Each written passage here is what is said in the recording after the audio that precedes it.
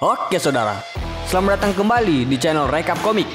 Sebelumnya kami mau ucapkan terima kasih untuk saudara-saudara yang masih setia menunggu video dari kami. Jadi kali ini kita akan melanjutkan alur cerita komik Boss in School. Untuk saudara-saudara yang belum menonton part sebelumnya, silahkan cek di playlist channel ini atau langsung cek di link di deskripsi di bawah. Marjo, gaskan. Keesokan harinya di sekolah, nampak Henry tiba-tiba berpapasan dengan Jin. Meskipun sedikit takut, Henry tetap berusaha nampak sangar di depan Jin. Sementara itu, Jin seperti tidak peduli dengan keberadaan Henry.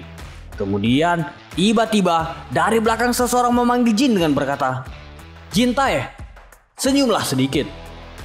Mendengar itu, Jin berbalik dan memandangi orang itu dengan heran dan penuh tanya.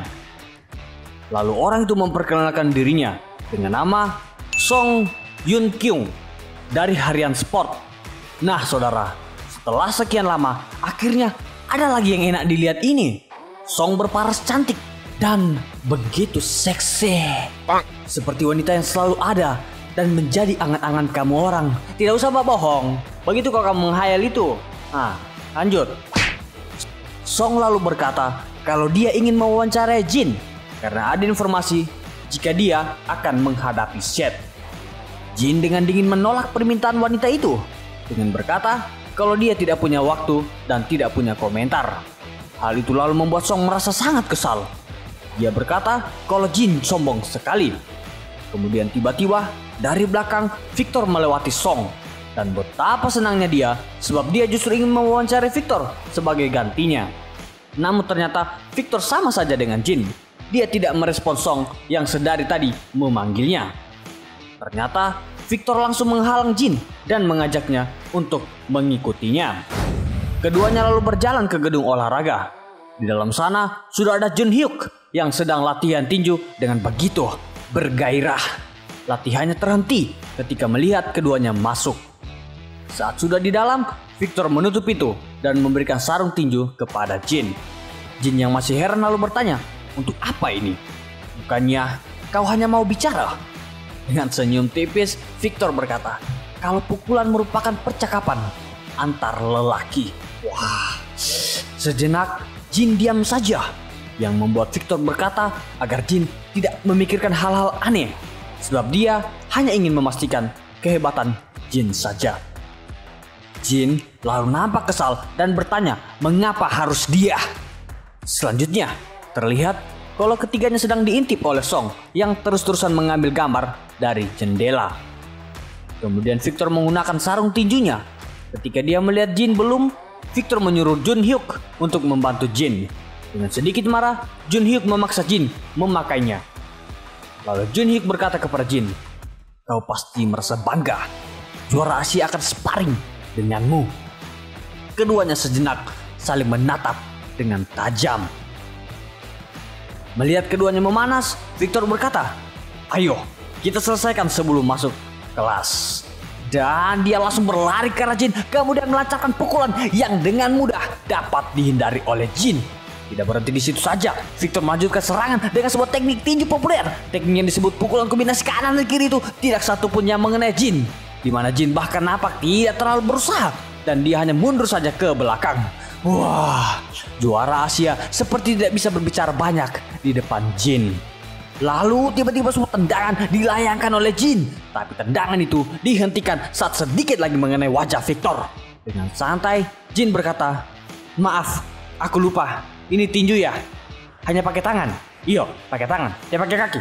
"Oke lah." Mendengar itu, Victor hanya tersenyum lebar karenanya. Nampak di luar, Song sangat keasikan memotret dan merekam pertarungan mereka. Saat pertarungan keduanya tersisa 10 detik, mereka menjadi semakin serius. Victor bahkan sudah mulai berkeringat. Pukulan kombinasi yang menjadi andalannya masih tidak ada yang dapat mengenai Jin satupun. Sampai satu titik, Jin tidak lagi menghindar. Tetapi pukulan tangan kanan Victor ditangkisnya dan sebuah pukulan yang nampak sangat keras dilayangkan oleh Jin ke wajah Victor. Lalu bel ronde pertama berbunyi sehingga pukulan itu tidak jadi mendarat di wajah Victor. Melihat tinju Jin yang hampir merembukan wajahnya, Victor terdiam dan nampak sedikit takut. Kemudian Jun Hyuk masuk di antara keduanya dan memerintahkan mereka untuk beristirahat selama 1 menit. Di sisi lain, nampak Seth baru saja sampai di sekolah. Kemudian, pertarungan Victor dan Jin dilanjutkan. Nampak Victor mencoba merubah taktik bertarungnya. Dia melakukan kurungan guna bersiap menyerang secara tidak terduga. Dan benar saja, sebuah pukulan dari samping dilancarkannya. Akan tetapi refleks Jin masih sangat baik sehingga dia masih dapat menghindar. Melihat serangan yang terkesan curang itu membuat Jin sangat marah. Aura di sekitar terasa begitu gelap. Sementara itu, di luar tempat Song merekam pertarungan mereka, tiba-tiba dia didatangi oleh Seth yang kemudian bertanya apa yang sedang dia lakukan. Song yang kaget karena kedatangan mereka langsung berkata kalau dia adalah seorang wartawan dan dia meminta mereka untuk segera pergi. Tetapi Akira langsung meminta kameranya. Song yang mendengar itu tidak mengindahkan permintaan Akira. Hingga tiba-tiba Akira melompat dan merampas kameranya. Hal itu membuat Song sangat kaget. Dia tidak percaya apa yang baru saja terjadi. Lalu dengan kesal dia berkata kalau dia adalah seorang wartawan dan dia akan melaporkan mereka kepada kepala sekolah. Mendengar itu, Akira dengan kesal berteriak bahwa pria yang bersamanya itu adalah pemilik sekolah. Hal itu membuat Song tercengang.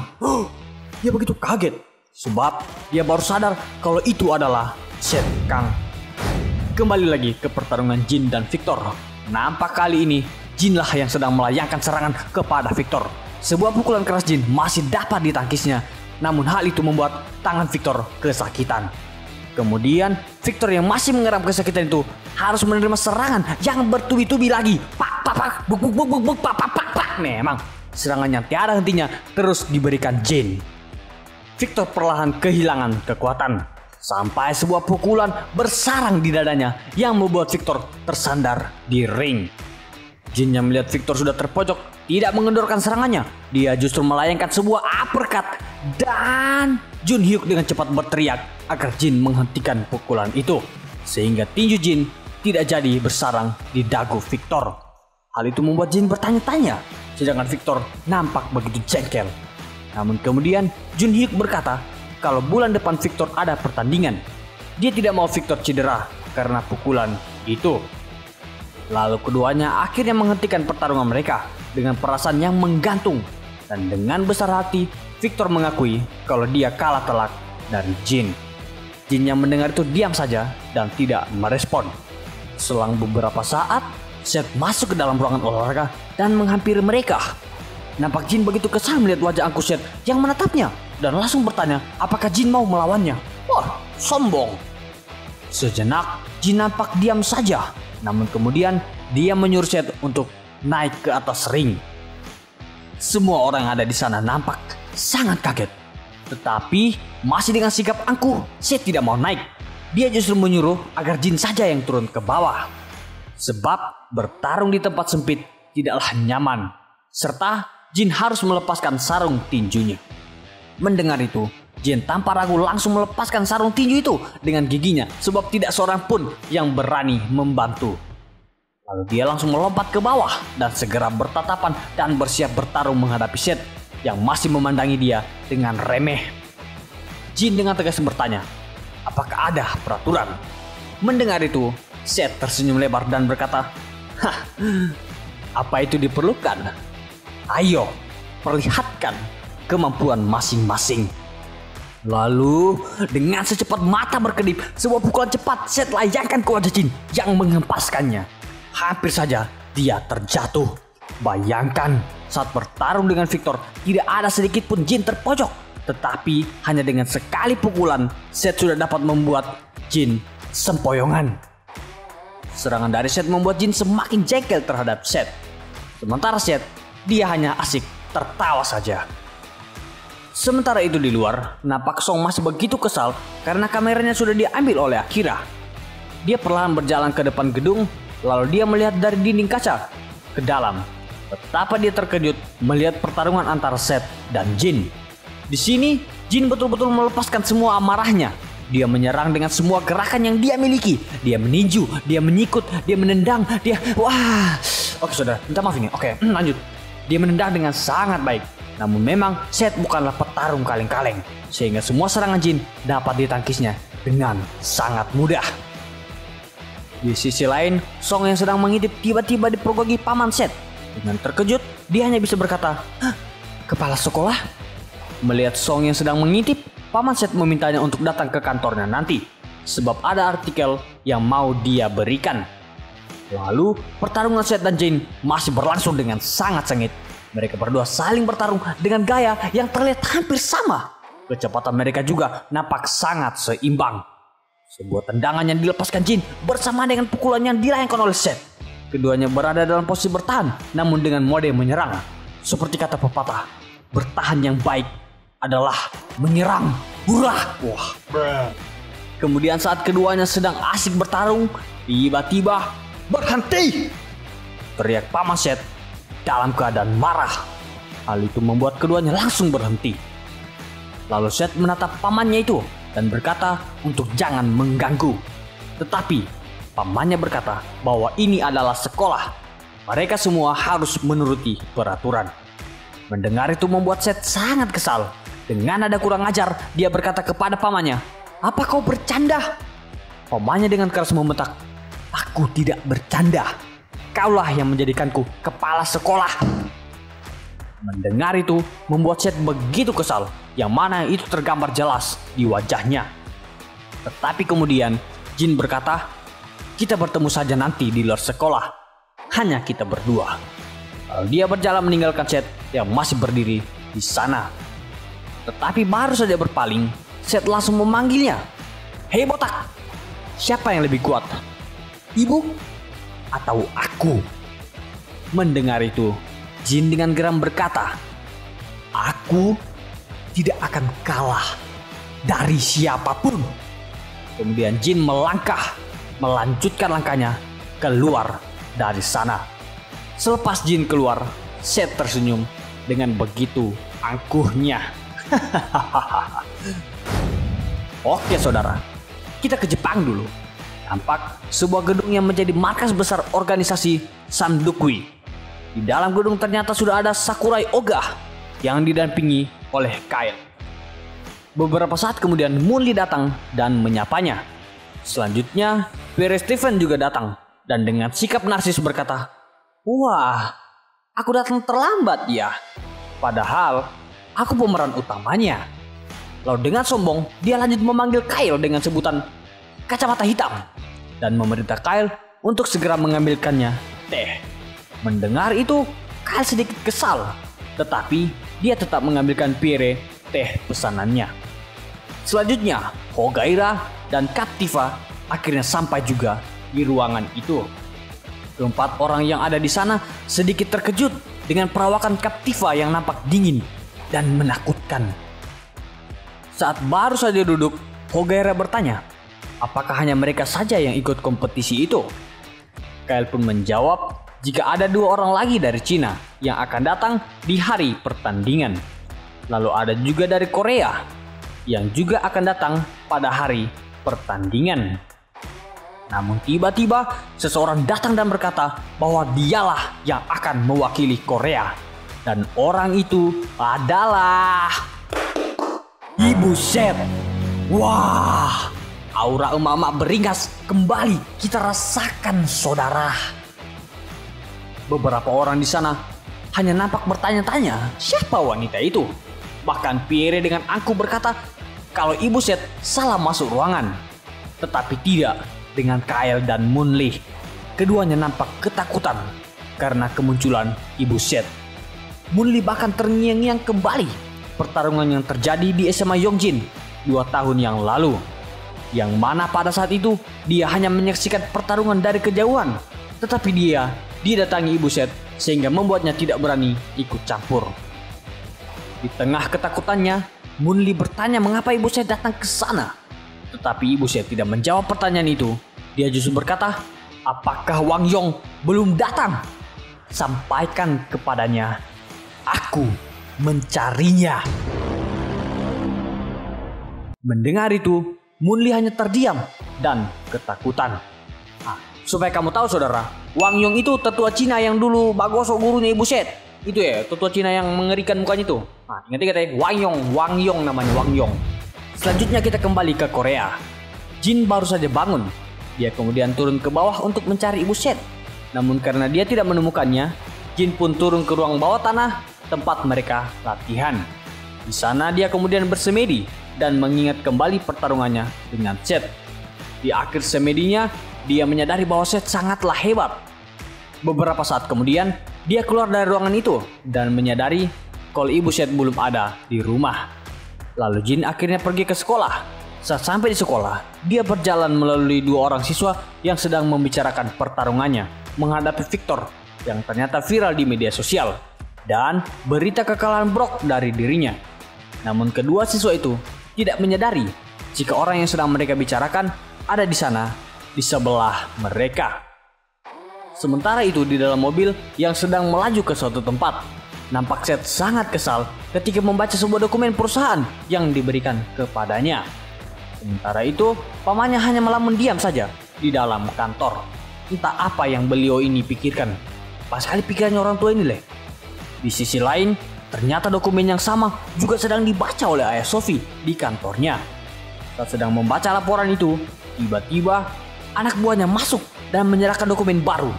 Dokumen itu merupakan laporan keuangan Sunshine. Sesudah membaca itu, nampak ayah Sophie begitu kaget dengan isinya. Yang kemudian langsung menghubungi kepala sekolah Jongjin yang adalah paman Seth. Saat telepon baru saja diangkat, dia dengan cepat bertanya, "Apa maksudnya dokumen itu?" Paman Seth dengan santai menjawab, "Aku tidak bisa basa-basi.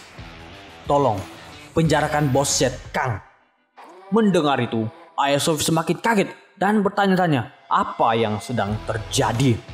Tetapi paman Seth hanya menjawab bahwa sulit untuk menjelaskannya. Tetapi inilah yang terbaik. Tidak ada cara lain untuk menghentikannya. Mendapat jawaban yang demikian, ayah Sophie hanya diam sambil diselimuti banyak pertanyaan. Selanjutnya, di dalam kelas, Jin sedang bercakap dengan Lee Ahra, yang mana dia menanyakan banyak hal tentang pertarungannya kemarin menghadapi Victor dan Seth. Belum juga menjawab pertanyaan-pertanyaan Lee Ahra, tiba-tiba paman Seth datang untuk menyuruh Jin mengikutinya. Para siswa yang ada di sana sangat kaget dengan kedatangan paman Seth. Mereka semua berkata, "Setelah Seth, Kang, sekarang kepala sekolah. Hebe, gila memang ini anak ini." Sesampainya di ruang kepala sekolah, paman Seth bertanya, apakah kejadian yang terjadi padanya membuat dia tidak nyaman? Dengan tenang, Jin menjawab jika hal itu tidak masalah. Kemudian dia bertanya, ada apa sebenarnya? Paman Seth tidak menjawabnya, tapi justru memberikan surat kepada Jin. Surat itu berasal dari ibu Seth dan isinya adalah, "Aku akan menyelesaikan masalah yang dibuat Seth. Tolong tahan dulu anak itu. Kalau aku tidak kembali, serahkan sisanya kepada Jin Tai." Sesudah membaca isi surat itu, Jin bertanya apa yang sedang kakak lakukan. Dengan dingin, paman Seth menjawab jika dia pergi ke Jepang dan di sana mungkin akan ada perkelahian dengan taruhan nyawa. Mendengar itu, Jin nampak tenang saja, sehingga paman Seth bertanya, mengapa Jin nampak tidak khawatir? Dalam ketenangannya, Jin menjawab kalau itu tidak akan membahayakan kakak. Sesudah berkata demikian, dia akhirnya berdiri dan segera pergi dari sana. Sesampainya di pintu, Jin berkata kepada paman Seth, apa yang kau khawatirkan? Kakak itu kuat, jangan khawatir. Di satu sisi, ternyata Seth dan rombongan sedang dalam perjalanan ke bandara. Di dalam mobil, Rod menyadari jika mereka sedang diikuti oleh beberapa mobil. Sehingga dengan cepat, dia mengelabui mobil itu. Namun hanya satu mobil yang kehilangan mereka. Tetapi beberapa mobil lainnya masih ada. Hal itu Rod beritahukan kepada Seth. Namun Seth dengan angkuh berkata untuk membiarkan mereka mengikuti mobil itu. Sesampainya mereka di bandara, tiba-tiba mereka dikepung oleh ayah Sophie dan para anggota polisi yang sangat banyak jumlahnya. Dengan kaget Seth bertanya, apa maksudnya ini?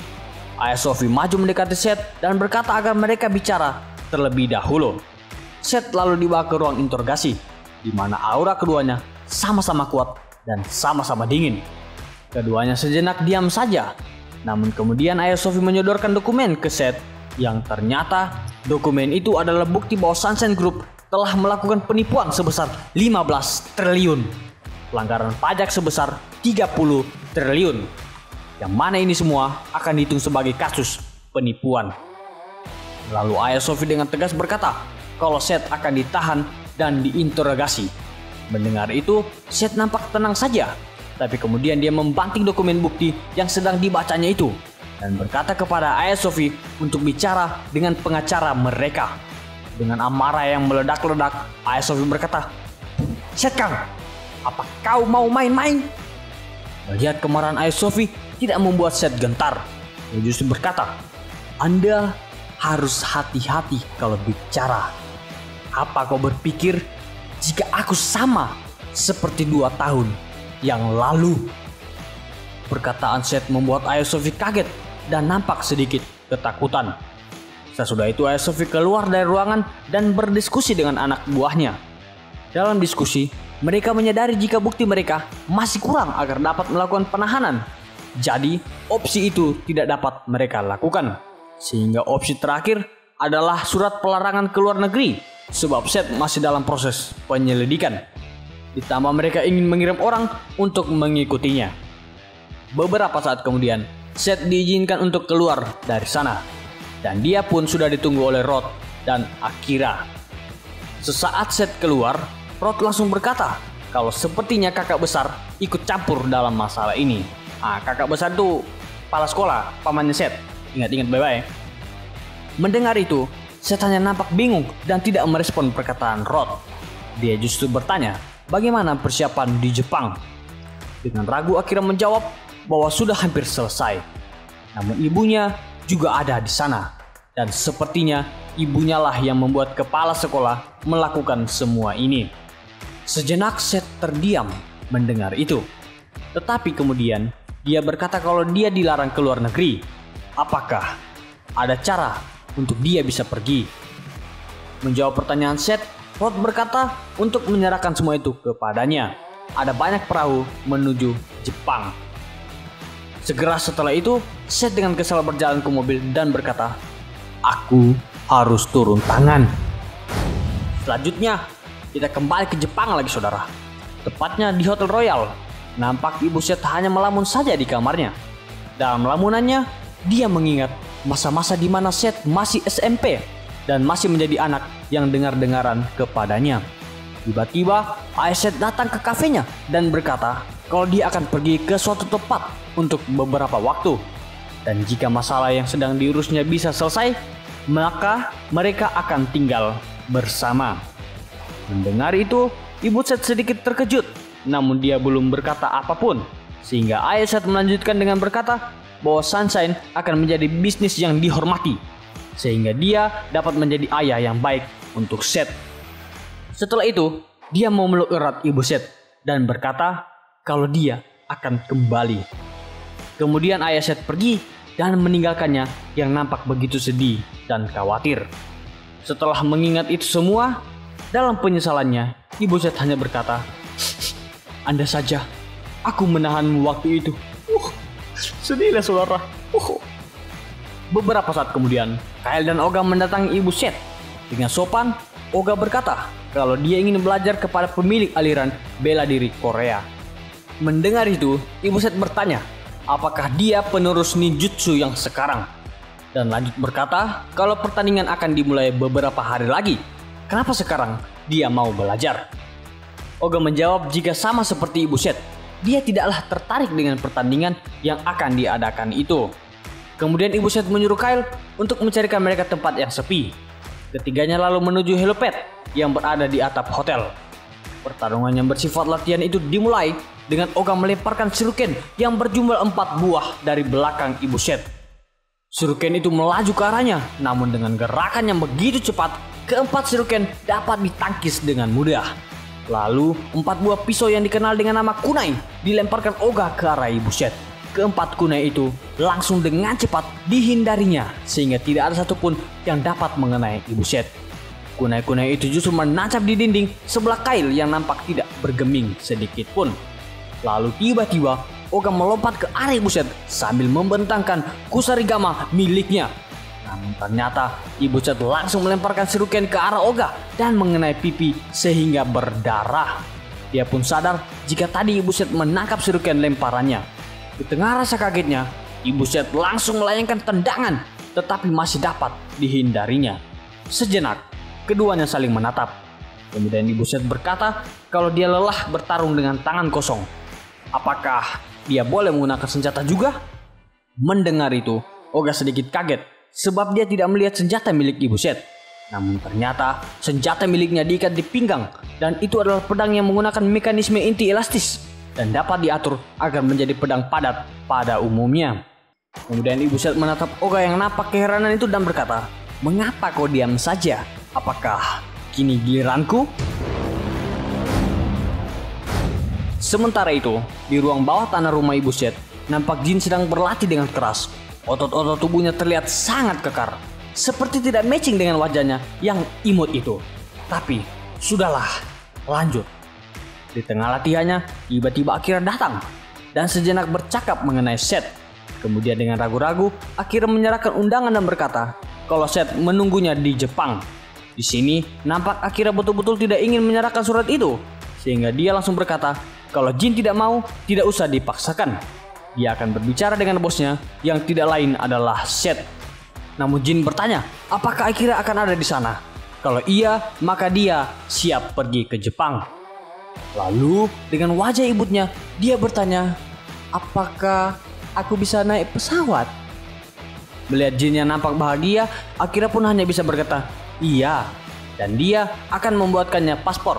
Dan kalau sudah jadi, dia akan mengantarkannya kepada Jin. Mendengar itu, Jin nampak begitu senang. Namun ternyata wajah imut dan lucunya itu kembali berubah sangar selepas Akira pergi dari sana. Di satu sisi, nampak Jin dan Rod sedang berlayar ke Jepang menggunakan kapal penyelundup. Sebab memang dia sudah dilarang oleh Kejaksaan Korea untuk melakukan perjalanan ke luar negeri. Sesampainya mereka di pelabuhan, ternyata di sana sudah ada Jun yang menyambut mereka dengan gembira. Namun nampak Set begitu angkuh. Dia tidak menggubris sambutan dari Jun yang sedari lama menunggu kedatangannya. Keesokan harinya, Akira dan Jin sudah berada di pesawat di Bandara Incheon. Dan betapa bahagianya Jin untuk pertama kalinya dapat naik pesawat. Sebab katanya sedari dulu dia memang penasaran bagaimana rasanya naik pesawat. Orang gunung memang. Sementara itu, Akira yang melihat Jin mengatakan kalau dia seperti anak kecil. Tapi mengapa bisa dia dapat menandingi Set di pertarungan sebelumnya? Mendengar itu, Jin mencoba mengurangi rasa khawatir Akira dengan berkata, jangan khawatir, akan kuselesaikan semuanya. Aku ini kuat, lebih kuat darimu. Beberapa jam kemudian, keduanya tiba di Bandara Internasional Narita dan langsung dijemput oleh Kyle. Jin yang tidak mengenal Kyle langsung dengan penuh semangat mengajak Akira jalan-jalan.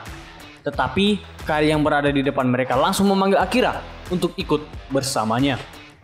Melihat itu Jin sedikit kaget, tetapi kemudian Akira mengajak Jin untuk masuk ke dalam mobil dan ikut bersamanya ke suatu tempat yang nanti akan dia ketahui.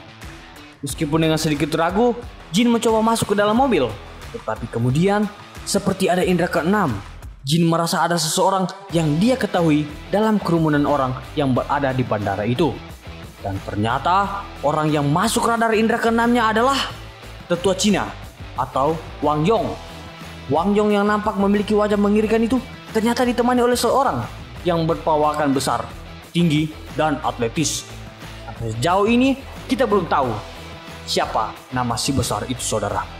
Jin terus memandangi Wang Yong dari kejauhan dengan begitu tajam. Entah apa yang sedang dia pikirkan. Sementara itu, Akira yang melihat Jun hanya bertanya-tanya apa yang sedang terjadi.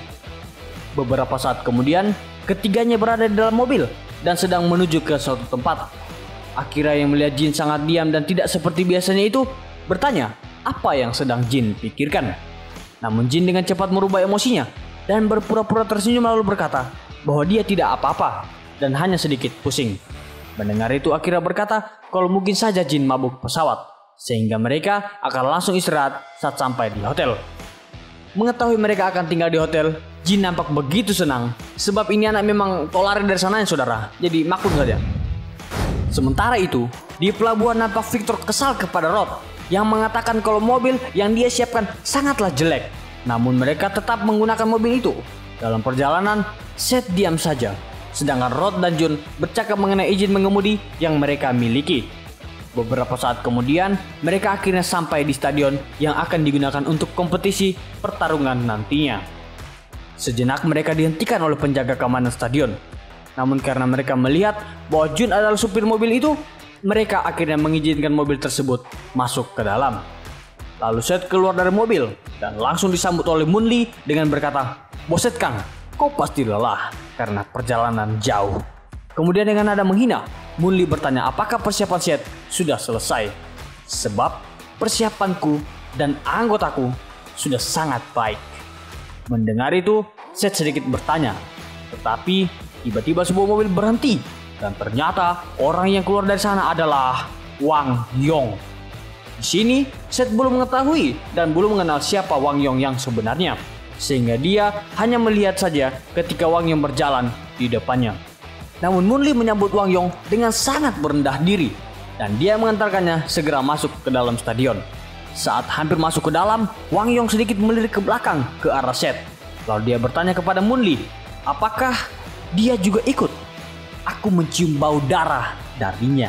Mendengar itu, Moon Lee dengan sedikit takut berkata, "Bukan, dia adalah..." Belum juga selesai menjawab, Wang Yong langsung memotong dengan berkata, "Apa dia seorang amatir?" Seth nampak kesal karena komentar orang tua itu, sehingga dia menatapnya dengan penuh kemarahan. Sedangkan Rod yang juga ada di sana berkata, "Apa katamu kakek tua?" Sudah berkata demikian, Wang Yong dengan acuh langsung masuk ke dalam, meninggalkan Seth, Rod, dan Jun yang nampak kesal kepadanya. Kemudian sesudah Wang Yong berlalu, Seth dengan tenang berkata, "Ini pasti menyenangkan." Sementara itu, Jun berkata kalau perasaannya tidak enak karena orang tua itu. Komentar itu lalu ditimpa Rod dengan berkata kalau dia juga merasakan hal yang sama dan tatapan matanya juga sangat aneh. Melihat anak buahnya yang kurang tenang, Seth akhirnya mengajak mereka semua masuk ke dalam. Di sisi lain, dalam Hotel Royal Jepang, nampak Jin sedang bersemedi dengan konsentrasi tinggi. Di tengah semedinya, dia melihat Wang Yong dari kejauhan yang tiba-tiba muncul dengan wajah mengerikannya. Hal ini sangat mengagetkan Jin dan membuatnya sesegera mungkin mengakhiri semedinya. Dalam hal ini, Jin belum mengetahui siapa kakek tua yang dilihatnya itu. Selang beberapa saat, Ibu Seth akhirnya tiba di ruangan Jin dan membuatnya nampak begitu senang. Namun kemudian, senyum bahagianya berubah menjadi siaga ketika melihat seseorang yang tidak dikenalinya mengikuti Ibu Seth dari belakang. Orang itu adalah Oga, yang mana kini nampak leher dan pipinya sudah diperban. Kita ketahui bahwa itu pasti karena pertarungannya tadi dengan Ibu Seth. Lalu Oga dengan sopan berkata kepada Jin bahwa dia ingin bertemu dengan penerus bela diri Korea saat ini. Mendengar itu, Jin bertanya kepada Ibu Seth, siapa pria itu? Ibu Seth menjawab Jin dengan berkata kalau orang ini akan membantu Jin dalam latihannya, tetapi itu akan berbeda dengan pertandingan yang sesungguhnya. Kemudian Ibu Seth melirik ke arah Oga yang nampak sangat kesal seperti sedang memikirkan sesuatu. Dan ternyata dia sedang mengingat kembali pertarungan mereka sebelumnya. Nampak sesaat setelah Ibu Seth menghunus pedangnya, Oga langsung melemparkan pisau ke arah Ibu Seth, yang mana pisau-pisau itu dapat dengan mudah ditangkis dengan menggunakan pedangnya. Lalu Oga melanjutkan serangan menggunakan kusarigama yang sedari tadi sudah disiapkannya. Kusarigama merupakan alat mirip arit yang diikatkan pada rantai panjang di salah satu ujungnya.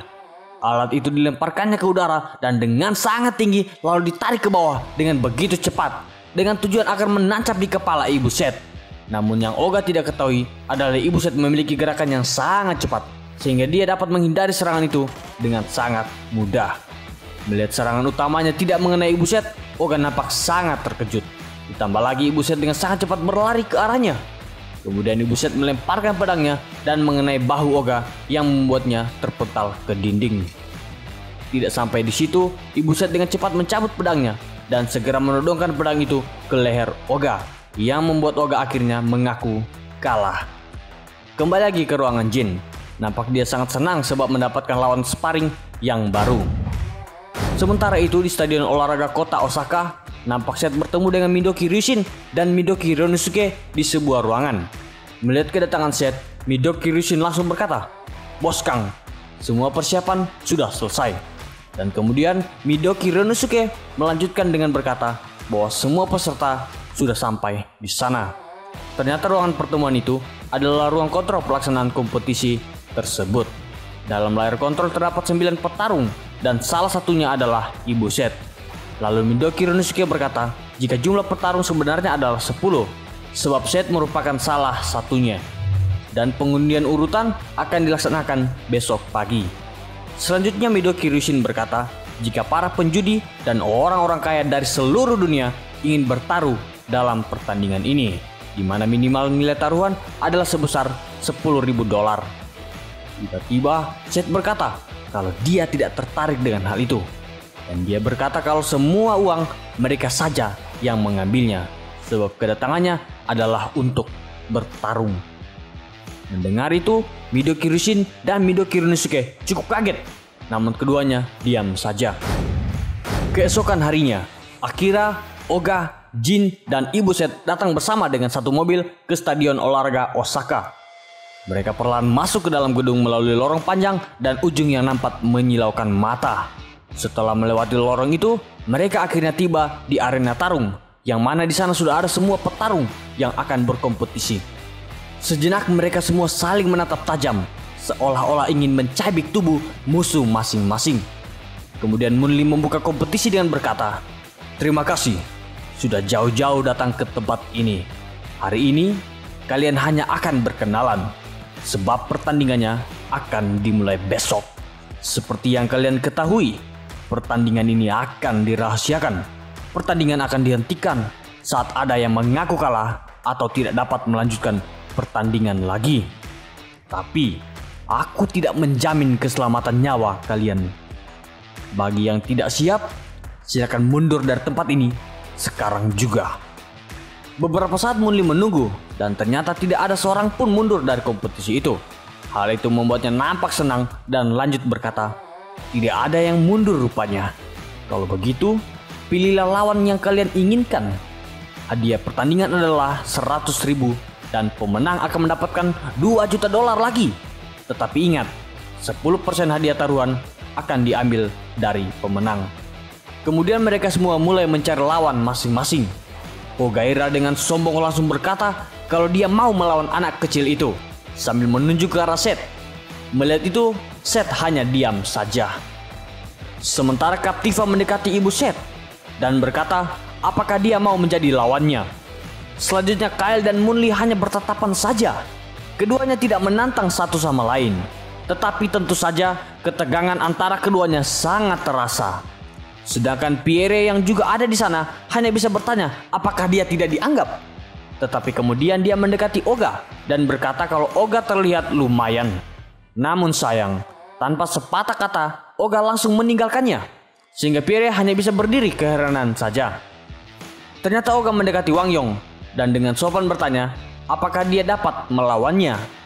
Wang Yong yang menerima ajakan itu menjawab, "Kau nampaknya juga cukup kuat." "Baiklah." Namun tiba-tiba Oga berkata kalau bukan dirinya yang akan menjadi lawan Wang Yong, melainkan Jin, yang memang sedari tadi terus menatap Wang Yong dengan penuh amarah. Entah mengapa. Melihat itu, wajah mengerikan Wang Yong sedikit tersenyum dan berkata, "Hohoho. Jadi, bocah ini yang akan menggantikanmu." Lalu Wang Yong melirik ke arah Jin dan berkata, "Kau tidak mengerti situasi saat ini. Nak, apa kau tahu siapa aku?" Menerima pertanyaan itu dengan tegas, Jin menjawab, "Memangnya kenapa? Kau takut melawanku, Wang Yong?" Mendengar itu Wang Yong sedikit terkejut. Namun kemudian dia berkata, "Anak yang menarik." Dan selanjutnya dia melihat ke arah Ibu Set dan berkata, "Makanan utama akan kutinggalkan untuk nanti." Sementara itu, saat banyak petarung yang sudah mendapatkan lawannya, Pierre masih berdiri sendirian saja. Namun sedari tadi dia mendengar percakapan Wang Yong, sehingga dia heran dan akhirnya berkata, "Apa-apaan Pak Tua ini?" Lalu Wang Yong mendekati Pierre dan berkata bahwa dia tidak pernah melihat pedang miliknya. Dan apakah boleh dia melihat pedang itu dari dekat? Menerima pertanyaan itu, Pierre justru bertanya apakah Wang Yong menantangnya. Dan dengan sombong dia berkata kalau dia tidak mau menyiksa orang tua. Mendengar itu, Wang Yong nampak kesal karena kesombongan Pierre. Di saat yang sama, murid Wang Yong yang berbadan besar mendekati Jin dan berkata, "Beraninya kau menantang sang master? Aku lawanmu." Selanjutnya, Munli berteriak, "Pasangan pertandingan sudah ditentukan.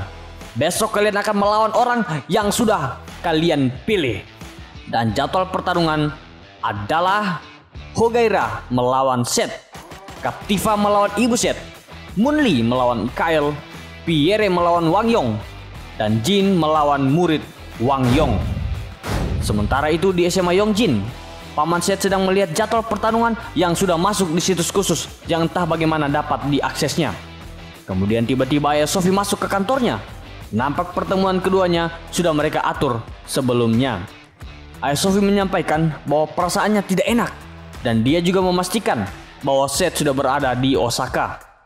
Mendengar itu, Paman Seth langsung berkata kalau dia sudah tahu. Lalu kemudian dia menyodorkan tape miliknya dan memperlihatkan jadwal pertarungan yang tadi juga sudah dilihatnya. Melihat itu, Ayah Sophie sangat kaget disertai banyak pertanyaan. Namun kemudian Paman Seth berkata kalau ini adalah sebuah permainan dan taruhannya adalah nyawa. Apakah kau bisa menghentikannya? Dalam rasa kagetnya, Ayah Sophie hanya bisa berkata kalau dia akan meminta bantuan polisi Jepang, tetapi akan sulit. Kemudian Paman Seth memohon agar Ayah Sophie melakukan semua yang dia bisa, sebab jika terjadi apa-apa kepada Seth, maka anaknya juga yang akan sedih. Kembali lagi ke Jepang. Nampak Captiva dan Hogaira sedang bercakap di depan api unggun. Hogaira bertanya mengapa Captiva berada di sana, padahal di dalam hotel jauh lebih nyaman. Sembari merujikan kayu menggunakan kapaknya, Captiva berkata, "Temanku, aku punya permintaan. Kalau aku mati, bisakah kau kuburkan aku di kampung halamanku? Dan sebagai teman, aku ada nasihat untukmu. Kalau kau mau tetap hidup, menyerahlah saja dari pertandingan ini." Mendengar itu, Hogaira sangat kaget serta kesal. Dia marah sebab Captiva berpikir dia tidak dapat mengalahkan seorang bocah saja. Kemudian dia meyakinkan Captiva bahwa dia pasti akan menghancurkan lawannya. Sementara itu di dalam Hotel Royal, ternyata sudah ada John Lee yang merupakan ayah Munli. Mereka nampak dengan serius membahas suatu hal. Keduanya membahas banyaknya keuntungan yang akan mereka dapatkan dari kompetisi yang akan diadakan itu. Yang mana uang yang akan mereka dapatkan tentu akan semakin berlipat ganda jika pertandingannya sudah dimulai. Selain itu, John Lee bertanya mengapa Munli juga ikut menjadi peserta dalam pertarungan. Munli menjawab jika dia hanya mau melihat kemampuannya saja. Mendengar itu, John Lee berkata, "Karena Munli kalah dalam babak pertama, maka dia tidak akan membantunya." Munli mencoba untuk meyakinkan ayahnya agar jangan khawatir. Mereka lanjut memasang taruhan untuk setiap pertarungan, yang mana Ibu Seth ditaruh sebesar $1 juta. Hal itu membuat Munli kaget. Tapi John Lee berkata kalau Ibu Seth pasti menang, sehingga Munli akhirnya mengikuti arahan ayahnya. Di sini kita tahu kalau keputusan itu John Lee ambil tidak terlepas dari masa lalunya ketika menghadapi Ibu Seth. Di sisi lain dalam stadion olahraga Osaka, Midoki Rushin dan Midoki Ryunosuke sedang meninjau kesediaan ruang kontrol pertarungan. Selain itu keduanya menyadari kalau master dari Cina yaitu Wang Yong memiliki rencana tersendiri. Akhirnya mereka berlari dengan berdiskusi soal memasang taruhan ke siapa. Dan ternyata Midoki Rushin memasang semua uang miliknya ke Ibu Seth. Sedangkan Midoki Ryunosuke memasang uangnya untuk Seth Kang. Keesokan harinya, nampak setiap petarung sudah bersiap. Mereka nampak sangat antusias dengan pertarungan yang akan mereka lakukan. Kemudian dari pengeras suara ada sebuah pengumuman yang berbunyi, urutan pertandingan akan ditentukan berdasarkan jumlah taruhan. Maka pertandingan pertama adalah pertandingan antara Seth Kang menghadapi Hogaira. Mendengar itu, dengan penuh semangat Hogaira berkata, "Hah, baiklah, akan kubunuh kau secara perlahan." Sementara itu, Rod, Jun, dan Akira mengucapkan, "Selamat bertanding, bos." Selanjutnya Hogaira dan Seth memasuki arena pertarungan.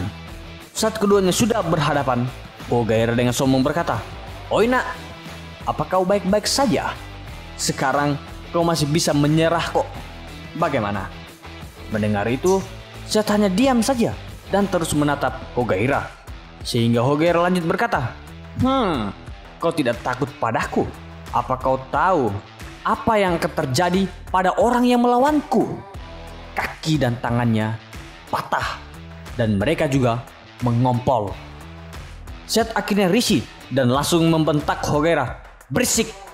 Nah, merasa terhina, Hogaira dengan sombong lanjut berkata, "Sudah kuputuskan, akan kuhancurkan semua tulangmu."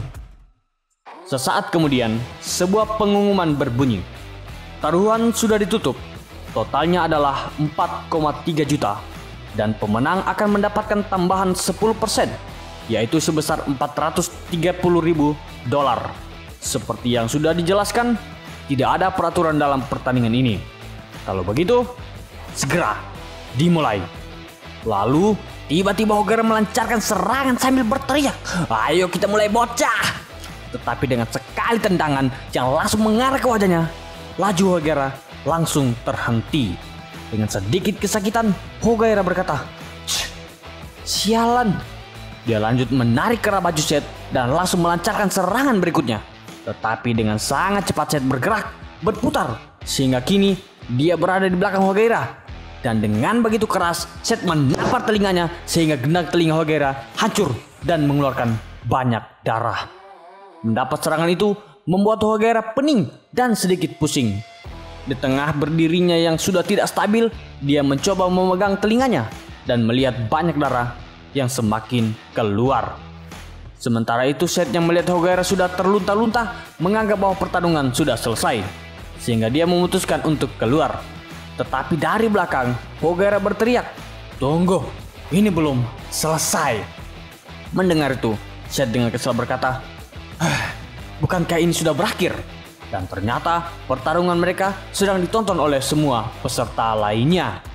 Kemudian Seth langsung berkata, "Apa aku harus melawanmu sampai akhir?"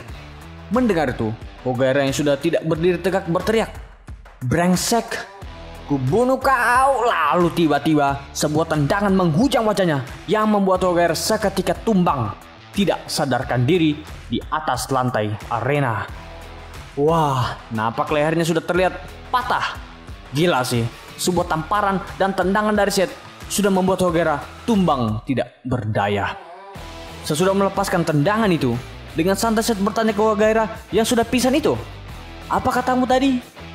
Nah, setelah pertarungan itu, nampak Midoki Ryushin dan Midoki Ryunosuke sangat senang karena uang taruhan mereka semakin bertambah.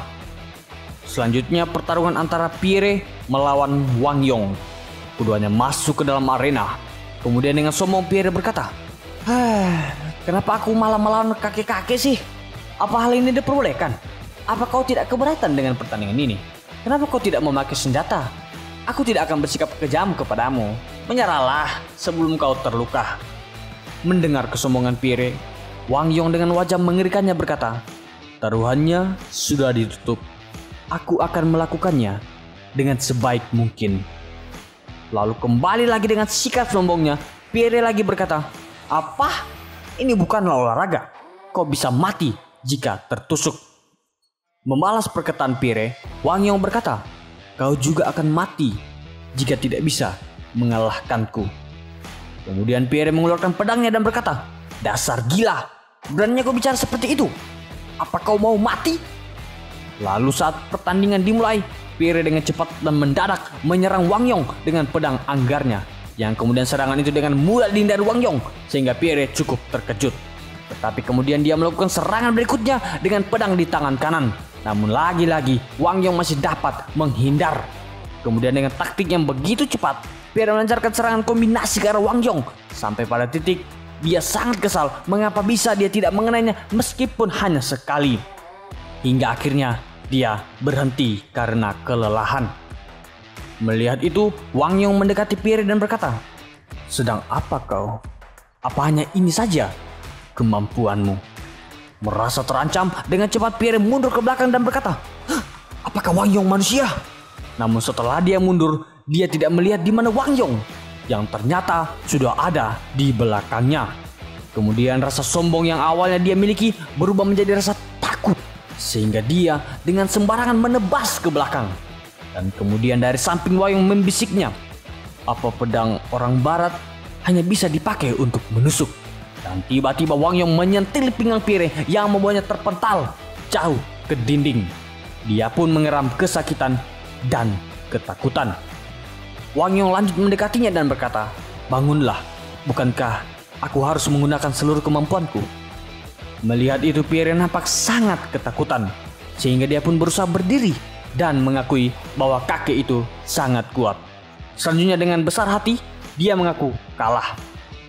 Tetapi tiba-tiba dengan sekejap mata, Wangyong langsung memotong tenggorokan Pierre dengan menggunakan kuku panjangnya. Hal itu membuat Pierre sekejap memuntahkan darah. Sedangkan Wangyong nampak sangat menikmati bau darah yang ada di kukunya. Dan dengan dingin, dia berkata, "Beraninya kau mengakhiri pertandingan ini. Saat datang kemari, kau harus siap untuk membunuh orang.